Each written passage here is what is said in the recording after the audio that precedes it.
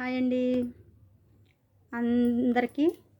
ఈరోజు మంచి స్టోరీ చెప్పాలనుకుంటున్నాను. ఒక చిన్న స్టోరీయలే. అదేంటంటే కాకమ్మ పిసుకమ్మ ఒక పెద్ద చెట్టు మీద ఒక గూళ్ళు కట్టుకుంటాయి రెండు. కాకమ్మ బాగా మంచి గట్టి ఇల్లు కట్టుకుంటుంది బలంగా. పిసుకమ్మ పాపం ఆరోగ్యం సరిలేక కొంచెం చిన్న గూడు కట్టుకుంటుంది. ఆ చిన్న గూట్లోనే తన పిల్లలు ఉంటాయి. ఒకరోజు గాలివాన వచ్చింది. గాలివాన వచ్చి అర్ధరాత్రి పూట పిసుకమ్మ ఇల్లు పడిపోయిద్ది అనమాట. గూడు పడిపోయింది.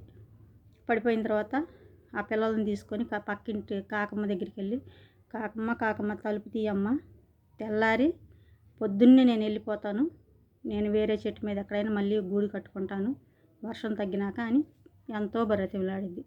కానీ కాకమ్మ ఏం చేసిద్ది, నేను తీనంటే తీను, నా పిల్లలకి చోటు సరిపోవట్లేదు, నువ్వెక్కడో నువ్వు నీ పిల్లలు ఉండటానికి ఇక్కడ చోటు లేదు, వెళ్ళిపో అని గట్టిగా చెప్పిద్ది. పాపం ఏడ్చుకుంటూ ఆ పిసుకమ్మ ఏం చేసిద్ది, వెళ్ళి ఒక పెద్ద చెట్టు కింద కూర్చొని ఆ వర్షంలో నేను తడిసినా పర్వాలేదు దేవుడా, నా పిల్లలు తడవకూడదని దేవుడికి దండం పెట్టుకుంటూ ఏడ్చుకుంటూ కూర్చునిద్ది అనమాట. అప్పుడు ఆ పిసుకమ్మ బాధ చూసి దేవుడికి కూడా మనసు కరిగిద్ది అనమాట. కరిగి ఆ పిసుకమ్మ ముందు ప్రత్యక్షమవుతాడు. అయ్యి ఏంటమ్మా అలా ఏడుస్తున్నావు పిసుకమ్మ అని అడుగుతాడు.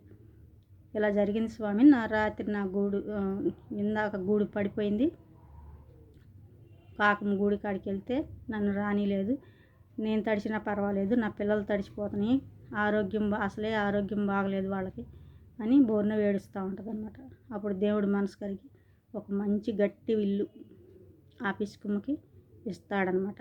ఇదిగో ఈ గూడు, ఈ చెట్టు మీద నువ్వు ఇంకా ఎన్ని వానలు వచ్చినా నీకు ఈ గూడు ఎప్పటికీ పడిపోదు, ఇలానే ఉంటుంది, నువ్వు నీ పిల్లలు ఈ గూట్లో హాయిగా ఉండండి అని చెప్పి వెళ్ళిపోతాడు. దేవుడు అదృశ్యమవుతాడు. అప్పుడు ఆ పిచ్చుకమ్మ ఆ పిల్లల్ని పెట్టుకొని ఆ గూట్లో సంతోషంగా ఉంటుంది. కొన్నాళ్ళకి ఇంకా పెద్ద గాలివాన వచ్చి కాకమ్మ ఇల్లు పడిపోయింది. కాకమ్మ గూడు పడిపోగానే కాకమ్మ ఏం చేసింది, అర్ధరాత్రి పూట ఎక్కడ ఎవరికైనా గూళ్ళు ఉన్నాయేమో, ఈ రాత్రికి తలదాల్చుకుందామని అన్నీ చూసుకుంటూ వస్తూ ఉంటుంది. అప్పుడు పిచ్చుకమ్మ గూడు కనిపించింది. తలుపు కొట్టిద్ది అనమాట. వెళ్ళి తలుపు కొట్టి తలుపు తీయమంటే పిచ్చుకమ్మ తలుపు తీసి, అయ్యయ్యో ఇలా తడిసిపోతున్న వర్షానికి గాలికి, రా ముందు లోనకు రాని కాకమ్మ అడగకముందే లోపలికి పిలిచిద్ది అనమాట. తడిసిపోతున్నావు రా అని. అప్పుడు కాకమ్మ అంటది, నా మీద నీకు కోపం లేదా, మునుపు వచ్చిన గాలివానకి నిన్ను నీ పిల్లల్ని మా ఇంట్లోకి రానిలేదు, నేను అడగకముందే నువ్వు నన్ను లోపలికి పిలిచావు, నా మీద నీకు కోపం లేదా అని కాకి అడిగిద్ది అనమాట. అడిగితే పిసుకమ్మంటది, నేను నీలాగుంటే నాకు ఈ గూడు ఉండేదే కాదు, నీలా కఠినంగా ఉండడితే నేను ఇలాంటి గూట్లో ఉండేదాన్నే కాదు, ఎందుకంటే దేవుడు నా బాధను చూసి నువ్వు ఆ రోజు నన్ను ఇంట్లోకి రానిలేదు, నేను వచ్చి ఇలా ఏడుస్తుంటే నా బాధను చూసి దేవుడు ఇలా ఇంత గట్టి ఇల్లు ఇచ్చాడు, నా మంచి మనసు ఎదుటివారికి సాయం చేసే గుణం ఉండబట్టే ఈరోజు ఇలా నిలదొక్కుని ఉండగలుగుతున్నాను, నీలాగా గర్వంగా ఇలా ఉంటే దేవుడు నాకు సాయం చేసేవాడు కాదు అని అంటదన్నమాట. అప్పుడు కాకమ్మ కూడా తన తప్పు తెలుసుకొని, నేను కూడా రేపు వర్షం తగ్గంగానే వెళ్ళిపోయి ఇంకొక గూడు కట్టుకొని నేను కూడా పరులకు సాయం చేస్తాను, నాకు తోచిన సాయం నేను చేస్తాను అని వెళ్ళిపోయిద్ది అనమాట.